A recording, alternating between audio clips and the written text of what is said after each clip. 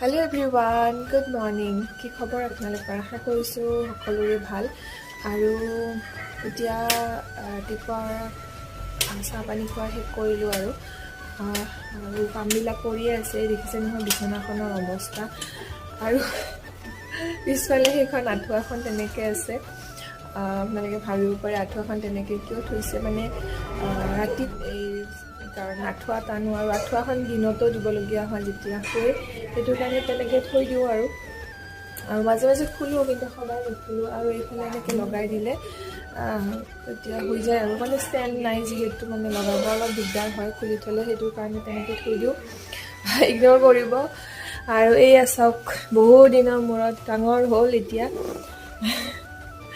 কিন্তু কি উৎপাত মানে নক'ব আৰু কথা ওলাইছে অলপ চলপ কোৱাচোন হেল্ল' কোৱা হেল্ল' কোৱা হেল্ল' কোৱা গুড মৰ্ণিং কোৱা গুড মৰ্ণিং কোৱাচোন গুড মৰ্ণিং কোৱা গুড মৰ্ণিং কোৱা কোৱা গুড মৰ্ণিং কোৱাচোন গুড মৰ্ণিং কোৱা মা গুড মৰ্ণিং কোৱা গুড মৰ্ণিং বহুত দুষ্ট কৰি থকা আৰু একদম মই বিচনাখন পাৰিব আহিছিলোঁ তাই মানে দিয়া নাই আৰু ইয়াতে মানে এইয়া ঘৰটোৰ কাম মানে শেষেই নহয় কাৰণ মই চব ঠিক ঠাক কৰি থাকোঁ আৰু তাই পেলাই দিয়ে আৰু ঠিক ঠাক কৰোঁ পেলাই দিয়ে তো তেতিয়া এইবিলাক চব চাফা চুফা কৰোঁ আৰু এতিয়া কাম চাম কৰোঁ চাহ পানী খাই শেষ হ'ল আৰু কাপোৰ চাপোৰো আছে সেইবিলাকো দি দিওঁ তো ভিডিঅ'টো আৰম্ভ কৰিছোঁ সেইবোৰ শেষ হ'ল তো এতিয়া ওপৰত আহিছোঁ মানে ছাদত আহিছোঁ এই কাপোৰ চাপোৰ অলপ আছিলে কৈছিলোঁ নহয় তো কাপোৰখিনি ইয়াতে মেলি দিলোঁ আৰু ইমান ধুনীয়া ৰ'দ পৰিছে সেইকাৰণে বোলো অলপমান থাকোঁ কাপোৰো মেলি দিলোঁ আৰু অলপমান ইয়াতে তেনেকৈ আছোঁ আৰু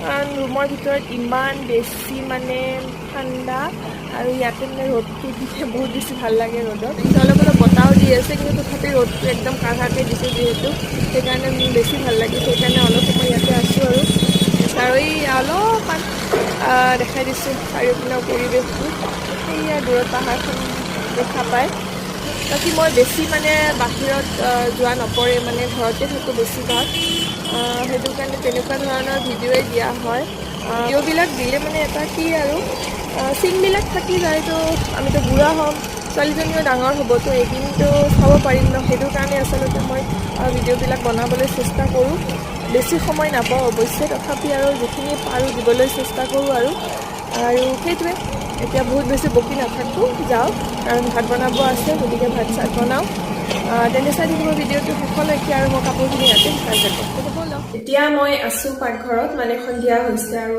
সন্ধিয়া চাহকাপ খাবৰ কাৰণে আহিছিলোঁ দুপৰীয়া ভাত বনালোঁ খালোঁ কিন্তু কি বনালোঁ দেখাব নহ'ল ভিডিঅ' বনাব নোৱাৰিলোঁ আৰু ভাত চাত বনাই মেলি খালোঁ আৰু এতিয়া মানে আহিছোঁ সন্ধিয়া চাহকাপ খাবৰ কাৰণে আৰু পিঠাগুড়ি আছে অলপমান তো ভাবিলোঁ পিঠাগুড়ি কিবা এটা বনাওঁ কিমাননো আৰু এয়া বিস্কুট ভুজিয়া এইবিলাক খাই থাকিম মানে বজাৰৰ কিনা বস্তুবিলাক কিবা এটা বনাই খাবৰ কাৰণে মাজে মাজে মন যায় তো ময়দা আটাৰ কেকটো খাই থাকোঁ ভাবিলোঁ পিঠাগুড়ি আছে যিহেতু পিঠাগুড়ি কেক এটাকে বনাওঁ আৰু বনামেই যিহেতু ভাবিলোঁ আপোনালোকৰ লগত অলপমান শ্বেয়াৰ কৰোঁ কেনেকৈ বনাওঁ আৰু যিসকলে বনাব জানে তো জানেই যদি কোনোবাই বনাই খোৱা নাই এবাৰ খাই চাব পাৰিব আৰু মই কেনেকৈ বনাওঁ সেইটোকে দেখাব বিচাৰিছোঁ তেন্তে বলক দেৰি নকৰোঁ চাহ খাব লাগিব গতিকে ফটাফট কেকটো বনাওঁ আৰু দিয়া হওক বনাবলৈ আৰম্ভ কৰোঁ পিঠাগুড়িৰ কেক একদম স্পঞ্জি কেক এটা বনাম তেন্তে চাই থাকিব আৰু কেক বনাবৰ কাৰণে প্ৰথমতে কেক টিনটো ৰেডি কৰি লৈছোঁ ৰিফাইন অলপ সানি আৰু এতিয়া লৈছোঁ 3টা কণী আৰু কণী 3টা ভাঙি মই কুহুমটো বেলেগ কৰি লৈছোঁ মানে হালধীয়া অংশটো বেলেগকৈ লৈছোঁ আৰু বগা অংশটো বেলেগকৈ লৈছোঁ একেলগেও ল'ব পাৰে কিন্তু মই বেলেগ বেলেগকৈ লৈছোঁ আৰু এতিয়া হালধীয়া অংশটোৰ লগত মানে কুহুমখিনিৰ লগত মই বাকী বস্তুখিনি মিক্স কৰিম এতিয়া লৈছোঁ 3 চামুচ গাখীৰ আৰু লৈছোঁ 3 চামুচ ৰিফাইন তেল এতিয়া এইখিনি ভালদৰে মিক্স কৰি লৈছোঁ আৰু এইখিনিতে এতিয়া দি দিছোঁ মই পিঠাগুড়ি লৈছোঁ মই 1 কাপ আৰু 2 চামুচ 1 কাপ আৰু 2 চামুচ লাগিছে পিঠাগুড়ি তো এইখিনি একদম ভালদৰে মিক্স কৰিছোঁ আৰু এয়া ৰেডি এইটো এতিয়া থৈ দিছোঁ ছাইডত আৰু এতিয়া কণীৰ বগা অংশখিনি মই ভালদৰে ফেটি ল'ম তো এইখিনি ফেটিবৰ কাৰণে মই ইউজ কৰিছোঁ ইলেক্ট্ৰিক বিটাৰ। ইলেক্ট্ৰিক বিটাৰ নাথাকিলে হাতেৰেও কৰিব পাৰে বা কাটা চামুচ যদি থাকে কাটা চামুচখনেৰেও কৰিব পাৰি, কিন্তু অলপ সময় বেছি লাগে, সেইটোৱে কথা। আৰু এতিয়া দি দিছোঁ মই একাপতকৈ অলপ কম চেনিখিনি গুড়ি কৰি লৈছোঁ, আৰু চেনিখিনি একেলগে নিদিওঁ, অলপ অলপকৈ দিছোঁ।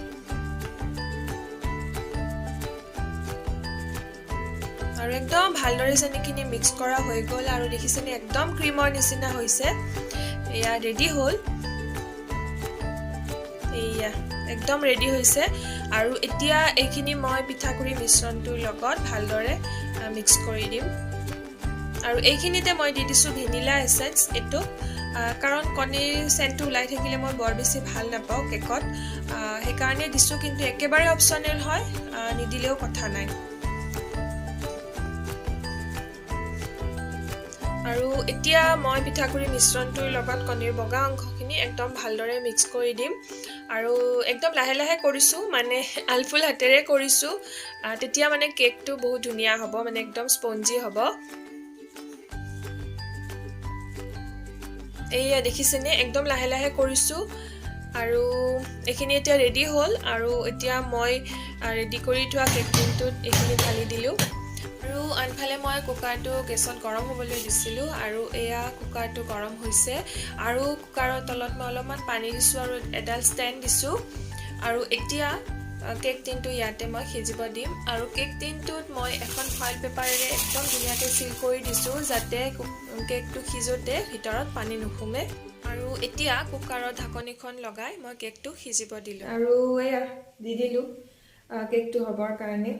গেছটো নথকা যেনে লাগে ন, এইয়া জ্বলি আছে। জুইটো একদম কমাই দিছোঁ। আৰু এতিয়া হোৱাৰ পিছত মই আপোনালোকক দেখাইছোঁ কেনেকুৱা হৈছে। তো হ'ব দিয়ক। আৰু 45 মিনিট হৈ গ'ল, আৰু এতিয়া মই কেকটো উলিয়াই আনিলোঁ। এইয়া চাওক, দেখিছেনে কেকটো ইমান বেছি ধুনীয়া হৈছে। আৰু এতিয়া মই কেকটো উলিয়াই আপোনালোকক দেখাই আছোঁ। ৱাও, দেখিছেনে কিমান বেছি স্পঞ্জি হৈছে কেকটো। এয়া চাওক একদম জালি জালি হৈছে, আৰু একদম কপাহৰ নিচিনা কোমল হৈছে কেকটো।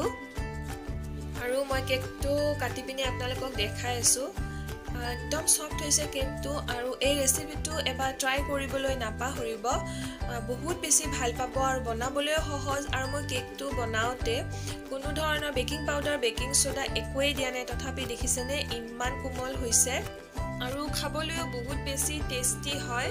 আৰু এয়া ৰেডি হৈ গ'ল আমাৰ পিঠাগুড়িৰে বনোৱা, মানে চাউলৰ গুড়িৰে বনোৱা স্পঞ্জি কেক।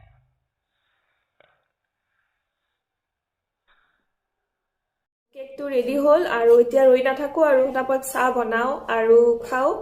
আৰু যদিহে মোৰ এই কেকটো আপোনালোকৰ ভাল লাগিছে আৰু ৰেচিপিটো যদি ভাল পাইছে, তেতিয়াহ'লে এটা লাইক কৰি দিব। লগতে চেনেলটোত যদি নতুনকৈ আহিছে, তেতিয়াহ'লে চেনেলটো ছাবস্ক্ৰাইব কৰিবলৈ নাপাহৰিব। তেন্তে আজিলৈ আহিছোঁ, লগ পাম অন্য এটা ভিডিঅ'ত। Bye bye.